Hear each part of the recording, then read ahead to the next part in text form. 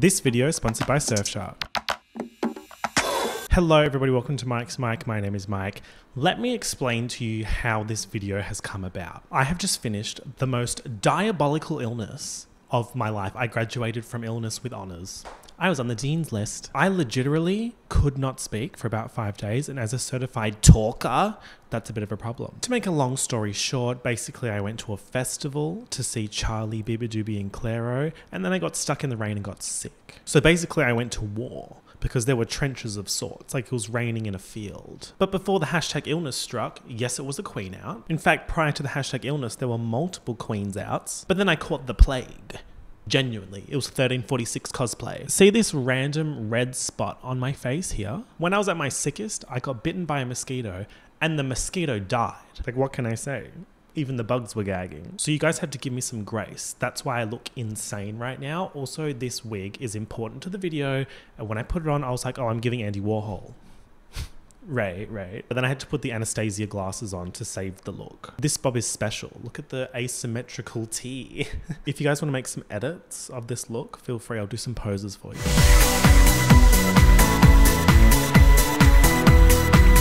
When I was on death's door, I opened death's door and I looked out into the void and I said unto the void. When I get my voice back, I'm returning to YouTube and doing a silly one. The Now You See Me video, that was business. So okay, I wanted to do a silly one. Next thing you need to know is I literally could not eat anything besides soup and jelly because my throat was literally nuclear. They were basically doing experiments in my throat. It was bad. It was really, really bad. And they actually discovered a new element down there.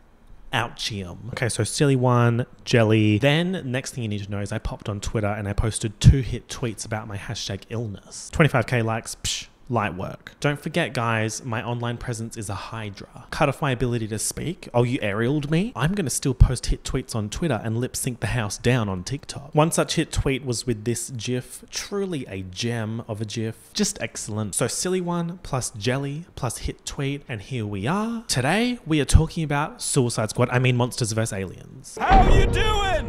Welcome!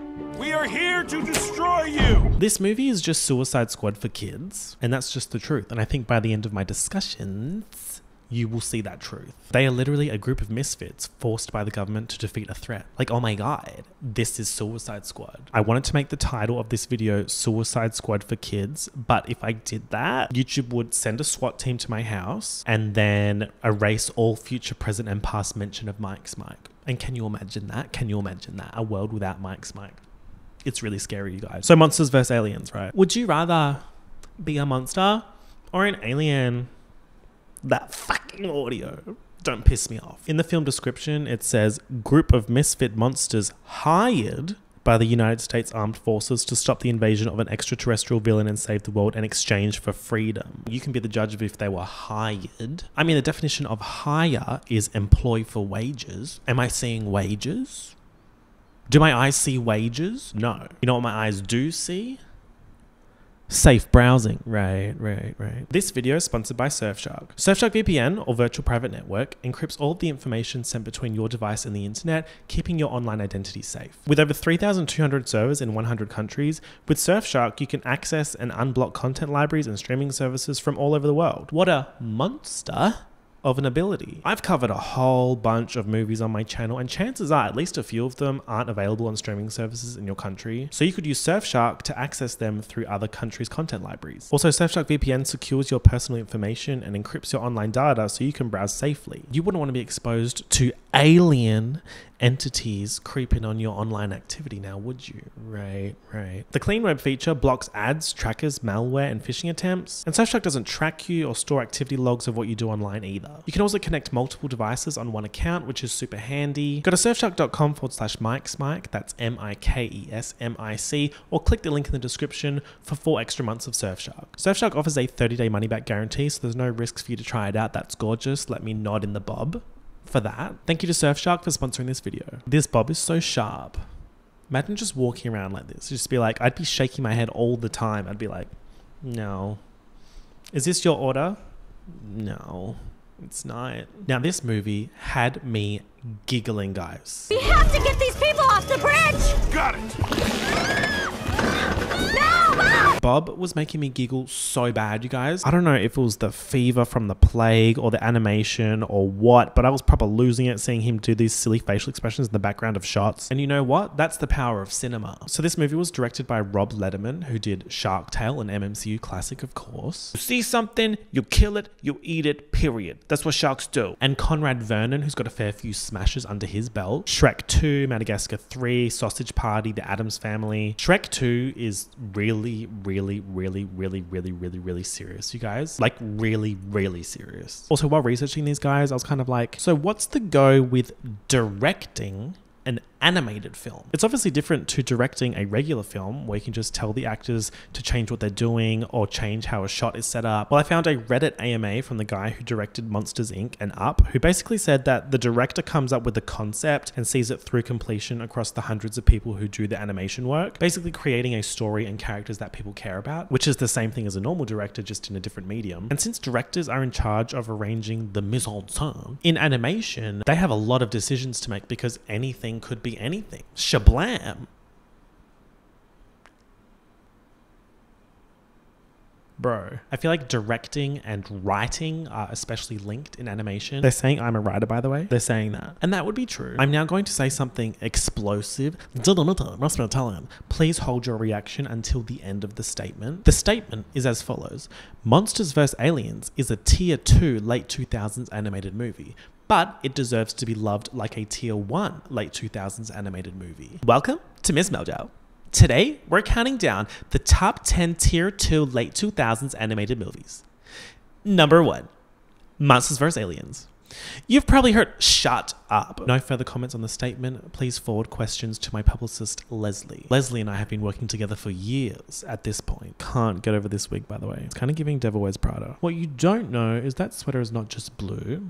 It's not turquoise, it's not lapis, it's actually cerulean. And you're also blithely unaware of the fact that in 2002, Oscar de la Renta did a collection of cerulean gowns. And then I think it was Yves Saint Laurent, wasn't it, who showed cerulean military jackets? I think we need a jacket here. So let's talk about Suicide Squad. I mean, Monsters vs. Aliens. Chop Hose vs. Kias. You just know it's about to be a smash when the studio logo is somehow animated into the world of the movie. Which is most of the time, I will admit.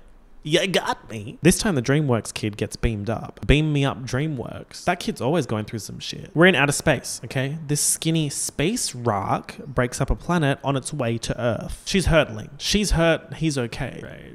US outpost Fab 220 Antarctica. Fab outpost, mind you, where many such divas are stationed. Shablam! In the outpost, 2 guys are getting notified of a UFO heading towards them. Yes, technically a meteor is not a UFO, but at this stage in its classification journey, it is as yet unidentified, hence unidentified flying object, hence UFO. UFOs don't exist. Oh, sister. You've got a big storm coming.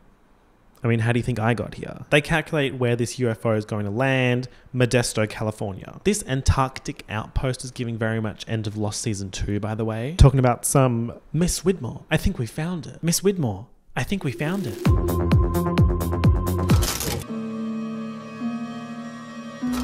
Quick side note on my Lost Season 3 video, babe, it's coming. They are throwing every possible obstacle at me to not put this video out. They literally sent me the plague from 1346 to try and stop me, and it's not gonna stop me. I will not be stopped, you guys. Boom, title card. Then we're in a house. I'm running through your redacted house like a Tomb Raider. Word to Megan, no Harry. So yes, we're first person going through the hallways like some sort of monster. No, it's just 3 bridesmaids. Oh, the puffer.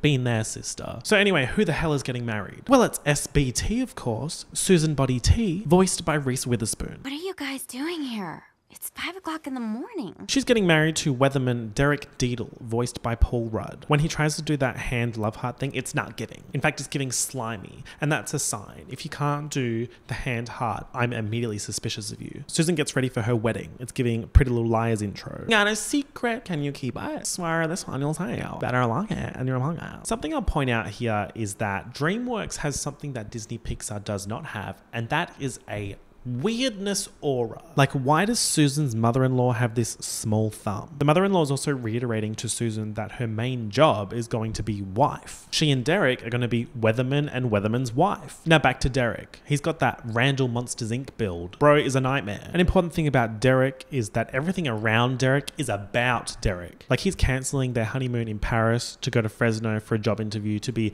Channel 23's news anchor. What was that? Channel 23. He cancels the honeymoon and SBT is like, oh, okay. Reese Witherspoon's voice coming from a brunette animated character is so disconcerting. It's fine. As long as we're together. Fresno is the most romantic city in the whole world.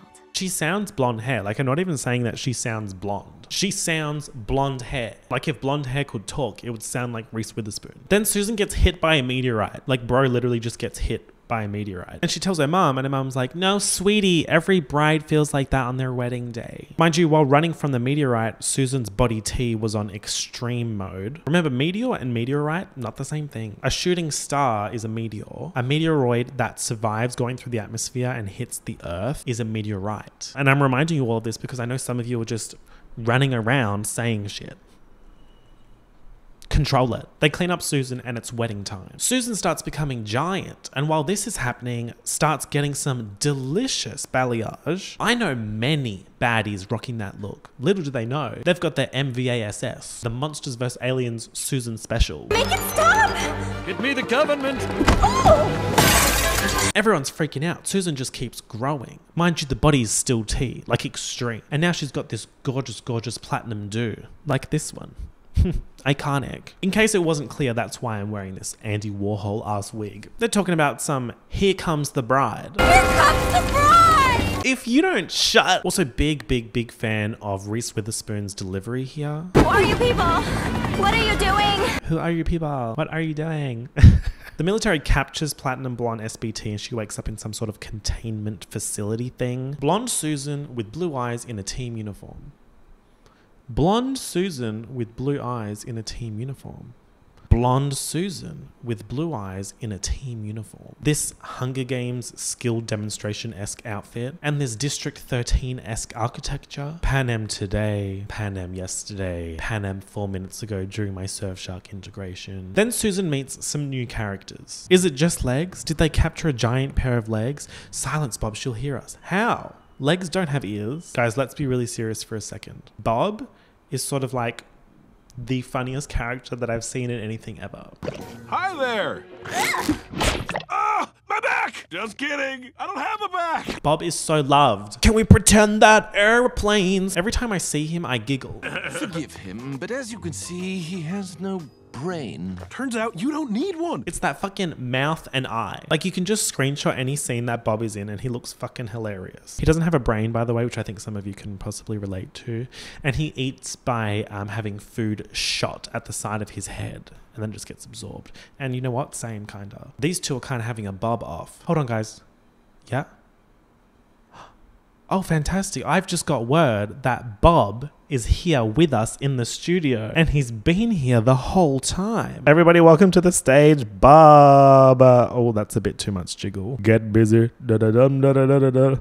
No, stop focusing on me. Wobbledy wobbledy wop wobble wobbin. Kiss my ass and my anus cause it's finally famous. The way you're literally looking at Susan and Bob right now. Susan and Bob be like, I wonder how much jiggle I can do. Ooh, Bob, control it. Yeah. We also have this cockroach doctor guy voiced by Dr. House and Will Arnett Swamp Thing. We also get the context that Susan Body T is the newest monster they've had in years. Susan is proper spiraling at this, bro. Like, remember, it was just her wedding. She spirals directly into Insectosaurus. I saw Insectosaurus and I said, whoa. Then I read that it's voiced by Jimmy Kimmel and I said, oh, I bet. Military guy Kiefer Sutherland General W.R. Munger appears. He tells Susan, please don't cry, it makes my knees hurt. Time for some context, girls. The US government set up this facility to lock monsters away. How long will I be here? Indefinitely. There will be zero contact with the outside world. Zero contact with the outside world, sounding very District 13, mind you. So they're locked up, but General Munger says not to think of it like a prison. Think of it like a hotel that you can't leave because it's locked from the outside. Once again, guys, Bob is so loved. They've also changed Susan's name to Ginormica. Ginormica. That's crazy. That's giving like Large Tina, Big Zell, Hugh Jessica. Nah, that's me. Like the second I put this wig on, I turned into Hugh Jessica. Meanwhile, in outer space, we meet our big bad, Galaxar, voiced by Rainn Wilson. So ugly. It's ugly. It's ugly! Galaxar's been searching for quantonium, which has appeared in a meteorite on Earth. The Susan Body T meteorite. He's being told this by his Amy Poehler computer. Quantonium has been located on a distant planet. Why is she so flirty? She doesn't need to be doing all that. Quantonium. The quantonium controller. Galaxar sends a robot probe to Earth to suss the quantonium. Mind you, the robot probe looks like a metallic minion. Stephen Colbert, US president, arrives to communicate with the robot. The animation on the president? I'm scared. The chin. Hashtag the chin. I rebuke it. In the name of the Lord. He's also like weirdly more animated than everyone else. The president plays a song on a keyboard for the robot as first contact. And the robot's like, cut that shit off.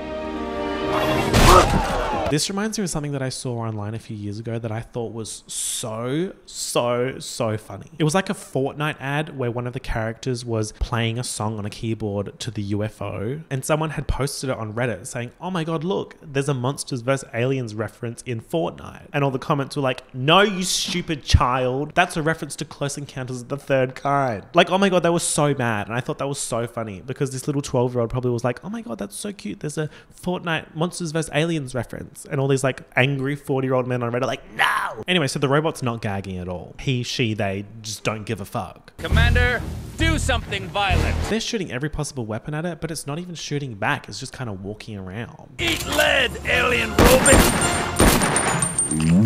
Evidently they eat lead. This next scene, bro, it's a guy in a government facility running to a meeting and he has to scan to get into this room.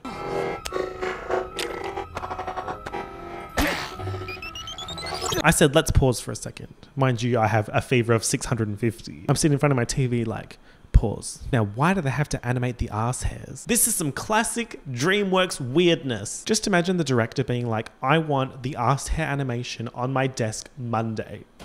Bro, something I like about this movie, and I mean it as no shade, guys, no shade, you guys, but it's so American government idiot, American media idiot. Yay! We need to overthrow that robot and install our own approved government within the robot. I say we invade it. We need our top scientific minds on this. Get India on the phone. Can we transport the United States to a safer planet? Give this alien a green card and make him proud to be an American. Yay! Oh, the American government being insane? Oh, so real and so topical, you guys. I do think if this Monsters vs. Alien situation happened in real life, we'd be so fucking toast, and quickly. It's Trump everything out there and the sheriff lives next door. There's also this joke where in this military decision room, the president has installed a coffee button right next to a button that sends the nukes, and the buttons look the same. And which button gets me a latte? That would be the other one, sir. General Munger turns up and he's readjusting his pants at the door, which implies he had to do the butt scan too, which implies everyone in the room had to do the butt scan. Nasty. I just know they're not cleaning the butt scanner. The general tells the president about his plan to use his locked up monsters to fight the alien robot. And this is how we're properly introduced to our monsters. Say hello to Insectosaurus. Nuclear radiation turned Insectosaurus from a bug into a monster. Here we have the missing link. The missing link was a 20,000-year-old fish man who was thought out by scientists, and might I just say that is such a chic name, being called the missing link. Dr. Cockroach invented a machine that would give humans a cockroach's ability to survive anything. Unfortunately, there was a side effect. So his name before he turned into a cockroach was Dr. Cockroach. I mean, let's talk about consistent branding. Next one, and most importantly, Bob. We call this thing Bob. Someone get her out of here! A genetically altered tomato was combined with a chemically altered ranch-flavored dessert topping at a snack food plant. The resulting goop gained consciousness. Guys, that is so fucking funny. What's your name? Benzoate or styrosine bicarbonate? So they're calling you Bob. Unfortunately, Bob has collapsed during filming. Bob. Any comments? Right. I think they should put Bob in The White Lotus season 4. And then of course we have Susan Body T. John Normica. / Large Tina / Big Zell / Hugh Jessica. Giving her enormous strength and size. Was that a boob joke? This wig is pissing me the hell off now. Here's a fun fact for you. Each of these monsters is like an amalgamation of references to 50s to 70s sci-fi horror B movies. Dr. Cockroach is The Fly and the Curse of Frankenstein. Susan is Attack of the 50-Foot Woman. Insectosaurus is Mothra. Bob is The Blob and the Crawling Eye. All of these references kind of made me think, when is this movie set? Because it could honestly be whenever from like 1960 to now. Because none of the realistic tech requires 2009 technology to exist. Like in the bunker, it's just screens and a button. But it is set in 2009. Okay, putting the wig behind the ear has kind of changed a lot. Wait, this is a T, singular. So the president's like, yep, let's do Monsters vs. Aliens. I would like to do the Monsters vs. Aliens, thank you. Well, how did the monsters feel about this? Ugh, Bob, you're so loved. Dr. Cockroach has made a supercomputer to try and turn giant Susan Body T back into regular Susan Body T. That's so kind of him. Dr. Cockroach is so kind, and maybe he is also so loved. Also, Missing Link says that Dr. Cockroach has been trying to do these experiments for the last month. That kind of confused me timeline-wise. Like, this story is giving single-digit days, not month. Anyway, so the experiment doesn't work, and Susan's like, maybe next time I'll get out of here. And Missing Link's like, no, babe, no one gets out of here. The Invisible Man did. He died of a heart attack. In that very chair. He's still there. Oh my God, no one ever gets out? Good news, monsters! You're getting out! This is now blatant Suicide Squaddening. Munger's like, fight the alien robot and in exchange we'll give you your freedom. Bro is just Amanda Waller. Also important to note that Insectosaurus is transported via Cocomelon's screen. So the monsters get flown to San Francisco to fight the alien robot. Welcome! We are here to destroy you! Susan Body T like sees this giant robot. She's like, I am not built for this, bro. I'm gonna go flee. Good luck with the fight. The alien robot follows Susan Body T into the city and does a Body T scan on her. Like, yep, you're testing positive for Body T. It's because she's full of quantonium, which Galaxa ugly wants. Susan running away from the robot is giving Taylor Momsen in that one Nike stunt in the parking garage. The robot chases her all the way to the Golden Gate Bridge and there's a big fight. Now, something I did not realize is that there were so many Monsters vs. Alienators. Monsters vs. Aliens Hive, Monsters vs. Alien Nation. On YouTube, there are 144 million views on a video of this clip from the movie of the Golden Gate Bridge fight. Like, oh my God, are you serious? This fight is 144 times platinum? The hell is happening out there? That's giving tier 1 late 2000s animation. So Susan's trying to save everyone on the bridge, but the robot's trying to attack her specifically. It's a whole thing. The rest of the gang tries to help her, but she really pulls through here. Like, it's her moment. Wow! You're doing great! I'm doing everything! And this is huge because before she was giant, it was Weatherman and the Weatherman's wife. But now it's giant Susan Body T saved the city. Some excellent additions to the Bob Appreciation Gallery here. We have to get these people off the bridge! Got it! No, Bob! Bob, I've written a song for you. Bob, you are so loved and appreciated. When we see you jiggle, it gives me a tickle in my throat. Because I have the plague. Yeah. Susan manages to decapitate the robot. And apparently not a single person died during this battle. And that, ladies and ladies, is the power of cinema. Now, because the alien robot probe failed, Galaxar's like, you know what? I'm going to pay a visit to Earth myself. It's giving Thanos at the end of Age of Ultron, where he picks up the glove and he's like, fine. I'll do it myself. Fine, I'll do it myself. Wait, an alternate reality where Thanos is called Gagos and he keeps sending people to clock the T, but they just can't do it. So at the end, at the post-credit scene, he's like this. Fine.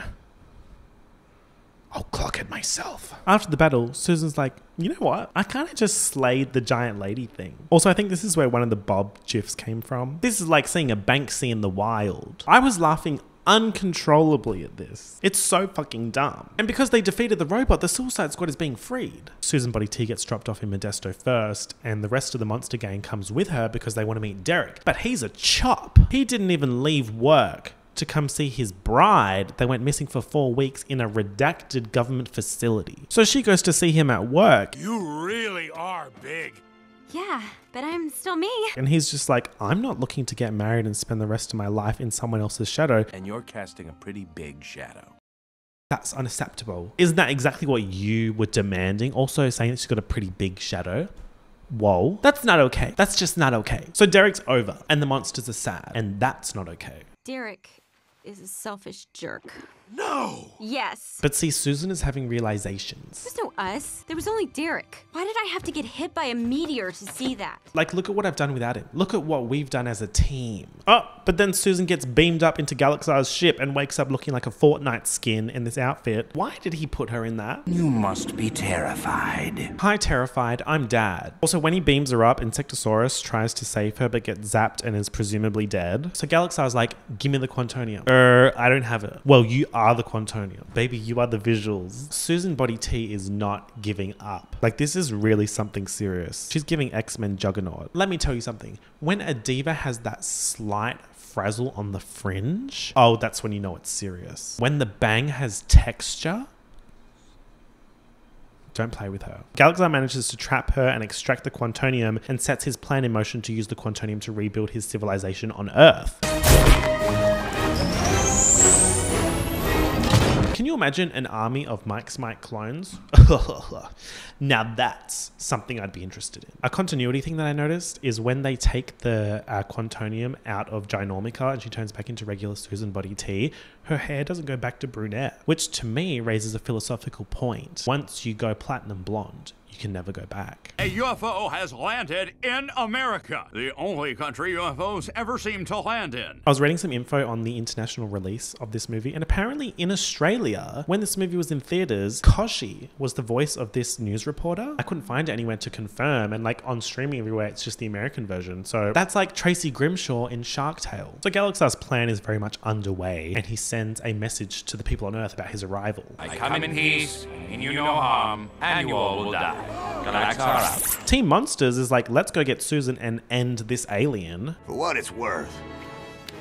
That's rude. What do we do? Insectosaurus is presumed dead, remember? So it's just these three. This fucking screenshot, I can't. And this one too. Long story short, they rescue Susan Body T. She gets reheated with Quantonium and they defeat Galaxar with the help of Insectosaurus, who is now a butterfly, giving very much she, her. Also, side note, everyone on Earth just seems to not be that bothered at the fact there's an alien about to invade. Of course, they were like, oh my God, oh no, I'm gonna die. But to be honest, I think they looked more bothered by a bunch of friendly monsters. And isn't that just so rude and disrespectful? After the heroes return to Earth, of course, Derek wants in on the action. Like, yes, exactly. I will forgive you, Susan, for making this all about you when it should be about me if you let me interview you because my dream job said if I interview, I can get the job. Bro. Embarrassing. Susan's basically like, yeah, nah, get fucked. It's literally like that scene in Real Housewives of Melbourne. Thought about it? Get fucked. And then Bob does this. It's over. And do I have a treat for you guys? You can never say I do things by half measures because I don't. Hey! I made some green jelly too.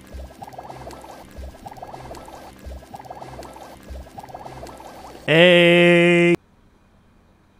I really love that clip. That moment when a blob named Bob is jiggling jelly at you disrespectfully. There's also a post-credit scene of the president going to click the latte button and instead hits the nuclear weapons button. And he does this thing where he reaches outside of the frame. And I said, whoa. You could back up a little bit. This film started the Monsters vs. Aliens franchise, but there were no sequels, but there were a couple of Nickelodeon TV shows. Actually, apparently the sequel was cancelled because DreamWorks Animation wasn't planning on doing any more movie genre parodies like Megamind or Monsters vs. Aliens or Shark Tale. Mind you, all of those are supremely loved in hindsight. Maybe they just needed 15 years to marinate. So my thoughts on this movie are, it's an excellent tier 2 late 2000s animation. It is very fun and it's sort of the optimum watch for when you're sick. I highly recommend that experience. Orm told me that he watched Lost when he was sick with a fever, and honestly, that sounds kind of diabolical and stressful. You could just be looking at Bob for 90 minutes. Also, to reiterate, the Lost video will be arriving, even though I'm facing such unimaginable delays, like 3 weeks of the plague. But yes, thank you all for watching this video. I hope you enjoyed it. If you did, like, feel free to leave me a like. Like for Bob, comment for Susan, share for life. Thank you again to Surfshark for sponsoring this video. Be sure to click that link in the description. Allora, andiamo ragazzi. Ciao.